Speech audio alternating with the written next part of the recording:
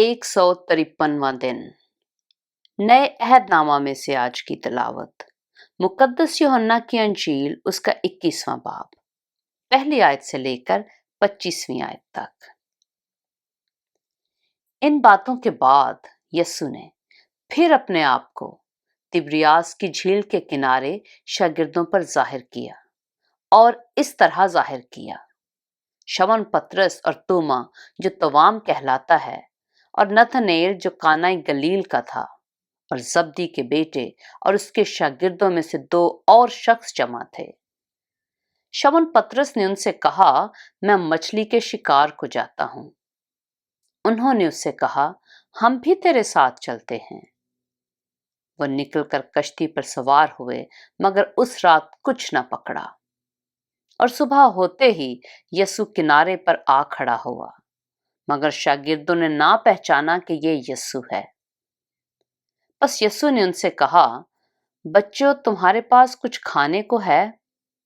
उन्होंने जवाब दिया कि नहीं। उसने उनसे कहा, कश्ती की दाहिनी तरफ जाल डालो तो पकड़ोगे। बस उन्होंने डाला और मछलियों की कसरत से फिर खींच न सके। इसलिए उस शागिर्द ने, जिससे यीशु मोहब्बत रखता था, पतरस से कहा कि ये तो खुदावंद है। बस शमौन पतरस ने यह सुनकर कि खुदावंद है, कुर्ता कमर से बांधा, क्योंकि नंगा था, और झील में कूद पड़ा।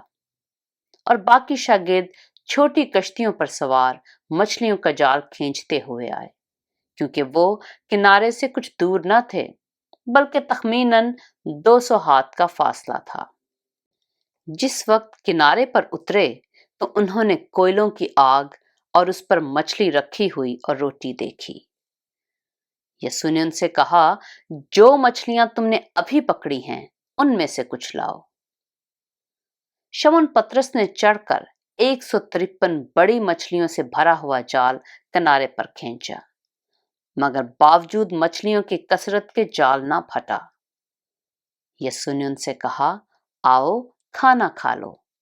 और शागिर्दों में से किसी को जुर्रत ना हुई कि उससे पूछता कि तू कौन है, क्योंकि वो जानते थे कि खुदावंद ही है। यीशु आया और रोटी लेकर उन्हें दी। इसी तरह मछली भी दी। यीशु मुर्दों में से जी उठने के बाद ये तीसरी बार शागिर्दों पर जाहिर हुआ। और जब खाना खा चुके तो यीशु ने शमौन पतरस से कहा, ऐ शमौन यूहन्ना के बेटे, क्या तू इनसे ज्यादा मुझसे मोहब्बत रखता है? उसने उनसे कहा, हाँ खुदावंद, तू तो जानता ही है कि मैं तुझे अजीज रखता हूं। उसने उससे कहा, तो मेरे बर्रे चरा। उसने दोबारा उससे फिर कहा, ऐ शमौन यूहन्ना के बेटे, क्या तू मुझसे मोहब्बत रखता है? उसने कहा, हाँ खुदावंद, तू तो जानता ही है कि मैं तुझको अजीज रखता हूं। उसने उससे कहा, तू मेरी भेड़ों की गल्लाबानी कर। उसने तीसरी बार उससे कहा, ऐ शमौन यूहन्ना के बेटे, क्या तू मुझे अजीज रखता है? चूंकि उसने तीसरी बार उससे कहा, क्या तू मुझे अजीज रखता है, इस सबब से पतरस ने दिलगीर होकर उससे कहा, ऐ खुदावंद, तू तो सब कुछ जानता है, तुझे मालूम ही है कि मैं तुझे अजीज रखता हूं। यीशु ने उससे कहा, तो मेरी भेड़ें चरा। मैं तुझसे सच कहता हूं कि जब तू जवान था तो आप ही अपनी कमर बांधता था और जहां चाहता था फिरता था, मगर जब तू बूढ़ा होगा तो अपने हाथ लंबे करेगा और दूसरा शख्स तेरी कमर बांधेगा, और जहां तू ना चाहेगा वहां तुझे ले जाएगा। उसने इन बातों से इशारा कर दिया कि वो किस तरह की मौत से खुदा का जलाल जाहिर करेगा, और ये कहकर उससे कहा, मेरे पीछे हो ले। पतरस ने मुड़कर उस शागिर्द को पीछे आते देखा जिससे यीशु मोहब्बत रखता था, और जिसने शाम के खाने के वक्त उसके सीना का सहारा लेकर पूछा था कि ऐ खुदावंद, तेरा पकड़वाने वाला कौन है? पतरस ने उसे देखकर यीशु से कहा, ऐ खुदावंद, इसका क्या हाल होगा?